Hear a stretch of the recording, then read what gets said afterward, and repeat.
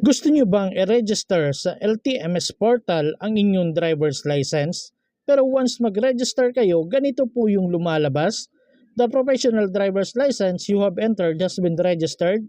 Or ganito ang lalabas. The driver's license you have entered has been registered.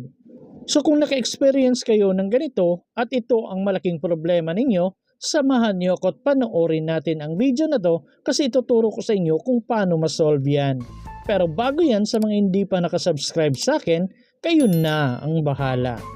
Bali may dalawang paraan po akong ituturo sa inyo para mabuksan uli ang LTMS portal account ninyo. So yung unang paraan na ituturo ko sa inyo para ito sa mga alam pa ang email address na nilagay nila at dapat nabubuksan pa nila ang email address na yon kasi magsasend po ng link ang LTO doon para makagawa ng bagong password. Pangalawa, para ito sa mga nakalimutan na ang email address na nilagay nila or kung natatandaan man, hindi na nila nabubuksan ang email address na ito. So tapusin niyo po ang video na to kasi makakatulong po ito sa inyo para mabuksan ninyo ang inyong account. So unahin natin ang unang paraan na binanggit ko. So punta lang tayo sa mga search engine na ginagamit natin kagaya sa aking Google Chrome at pagkatapos i-type lang natin ang LTO portal. At pagkatapos hanapin at i-click lang natin tong LTMS portal, itong nandito. At pagkatapos mapupunta na tayo sa LTMS portal.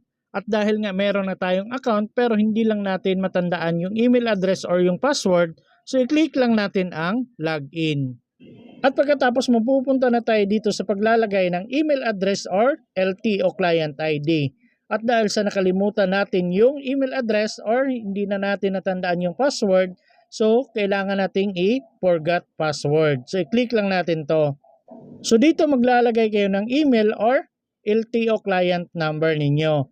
So kagaya ng sabi ko kanina, dapat natatandaan niyo yung email address na nilagay ninyo or yung LTO client ID ninyo. So kung okay na at nalagay nyo na, i-click nyo na lang po ang okay. At pagkatapos may makikita po kayong ganito. A password change link has been sent to your email. So nag-send na daw sila ng link doon sa inyong email address. So kagaya ng sabi ko kanina guys, dapat active at tama yung email address na nilagay ninyo kasi doon po sila magsisend ng link. At kung naglagay naman kayo ng email address pero mali naman yung email address na nilagay ninyo at hindi naka-register sa LTO, wala pong link na darating sa inyo. Pero kung tama naman yung email address na nilagay ninyo, may marireceive po kayong email na kagaya nito. So may link po na nakalagay dito, yun po yung i-click natin para makagawa tayo ng bagong password. At dapat na-click nyo na po ang link na ito within 24 hours kasi magre-reset po yan at mawawala po yung temporary password ninyo. Kaya dapat ma-click nyo yan. At kung na-click nyo na, mapupunta na kayo dito sa paglalagay ng bagong password. At dapat po parehas yung new password at confirmed password na ilalagay ninyo. So dapat sa paglalagay ng password guys, at least 8 characters yung ilalagay ninyo. Dapat may number, may letra, tapos may maliit at malaking letra. So kagaya po ng nakalagay dyan, Dabs Tutorial 1, 2, 3, 4. Malaki yung D tapos may maliit, malaki yung T, ganyan. Dapat may malaki at maliit at may numbers. So dapat tatandaan nyo na po yung bagong password ninyo. Pwede nyo pong screenshot yan or isulat ninyo. So kung okay na, i-click nyo na po ang set password for login. At dito may makikita kayong ganito na your account has been verified and confirmed. So dito naman sa baba makikita nyo yung LTO client number ninyo. Itong nandito. At dito sa baba kailangan ninyong ilagay yung bagong password na ginawa ninyo. Make sure tama po yung pagkakalagay at kung okay na, i-click nyo na po ang sign in.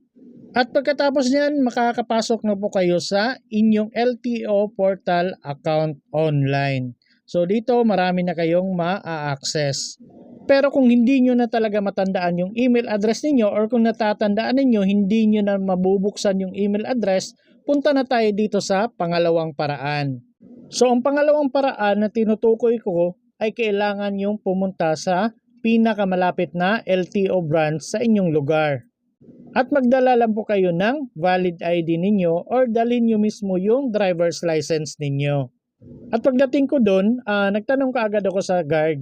At ang sabi niya, para makakuha ng bagong password, punta lang ako sa window 1. So ayun na nga, pagpunta ko sa window 1, sinabi ko kung ano yung gusto kong kunin. At pagkatapos, hiningan lang nila ako ng isang ID or yung driver's license mismo na meron ako. At pagkatapos kong naibigay yun, mga wala pang 5 minuto ata or 10 minuto, tinawag na yung pangalan ko at binigyan nila ako ng papel na kagaya nito. So dito nga sa papel makikita ko yung pangalan ko, LTO client ID ko, tapos yung temporary na one-time password. So ito po yung gagamitin ko once mag-login. Tapos yung password na binigay nila, yung temporary password, may expiration po siya. So nasa 3 days lang po yung expiration ng one-time password na binigay. So dapat na-open ko na to bago mag-expired. Kasi kung hindi ko po magagamit yung one-time password na binigay nila sa akin, after 3 days, mag-expire po siya at kailangan ko ulit pumunta sa LTO branch. At kung nakatanggap na kayo ng papel na kagaya nito, ituturo ko naman sa inyo kung paano gamitin yung one-time password ninyo. So same pa rin, punta lang kayo sa mga search engine na ginagamit ninyo kagaya sa akin Google Chrome at pagkatapos i-type lang natin ang LTO portal.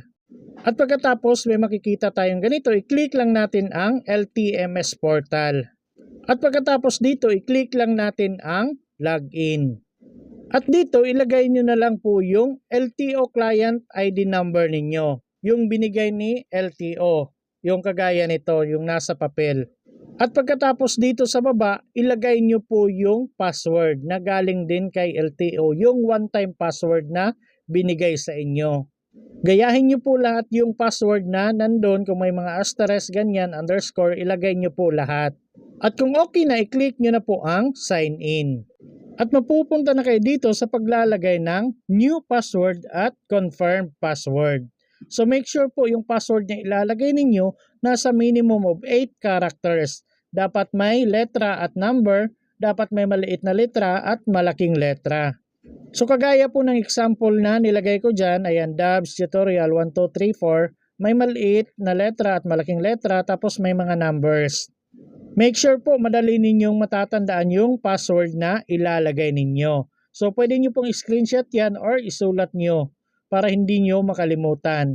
At kung okay na, i-click nyo na po ang set password for login.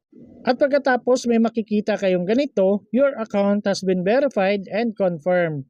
So pwede na po kayong mag-login dito. So dito automatic na malalagay yung LTO client ID number ninyo. At dito sa baba, ilagay nyo na lang po yung password na ginawa ninyo. Hindi na po yung one-time password na binigay ng LTO, yun na po yung password na ginawa ninyo kanina. Yun po yung ilalagay ninyo dito. At kung okay na, i-click nyo na po ang sign in. After that, makakapasok na kayo sa inyong LTMS account portal online. So dito pwede na kayong mag-take ng exam kung gusto niyo mag-renew. At dito rin sa gilid makikita nyo na po yung digital ID ninyo.